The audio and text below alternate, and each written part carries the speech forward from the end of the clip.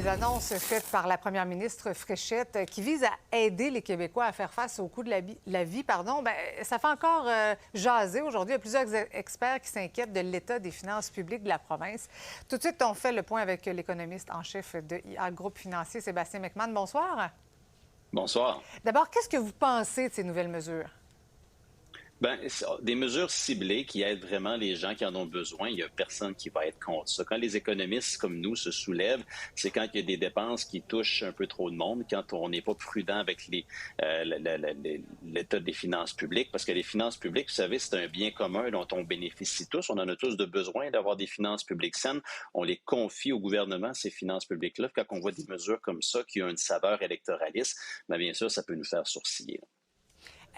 Comment réussir à trouver un équilibre, justement, entre aider concrètement les contribuables qui sont pris à la gorge et protéger en même temps les finances publiques?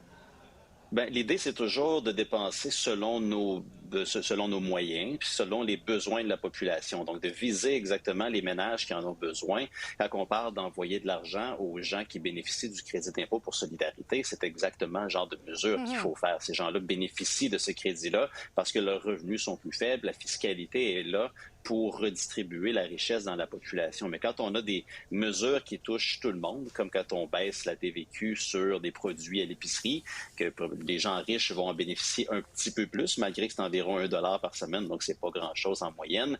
Le droit d'immatriculation, c'est un peu la même chose aussi. Donc, le réflexe, c'est si vous et moi, on en bénéficie, probablement que les mesures sont mal ciblées. Ouais. Le ministre des Finances assure, lui, que la dette est bien gérée, puis surtout qu'il a la marge de manœuvre nécessaire pour justifier les dernières annonces. C'est un peu contradictoire avec le courriel qu'il a envoyé à la première ministre le 2 mai, là. Oui, c'est contradictoire. Probablement que M. Girard, l'économiste, je ne suis pas sûr qu'il sera en accord avec M. Girard, le politicien, parce que M. Girard, c'est l'ancien trésorier de la Banque nationale. Lui-même le dit souvent qu'il a toujours été payé pour s'inquiéter. Les finances publiques, on a un déficit de 8,6 milliards cette année. On a un déficit à résorber d'environ 2 milliards de dollars par année à partir de 2029-2030. Il faut trouver des économies d'impôts qui vont être récurrentes. Et puis là, maintenant, ce qu'on voit, c'est qu'on rajoute des dépenses qui sont récurrentes à hauteur de 335 millions de dollars par année. Donc, on fait un pas par en arrière plutôt que par en avant. Donc, il y a une certaine contradiction ici qui est assez évidente. Oui. En tant qu'économiste, quand vous regardez les budgets des grands projets numériques qui explosent, qu'est-ce que vous vous dites? Comment vous analysez ça, vous?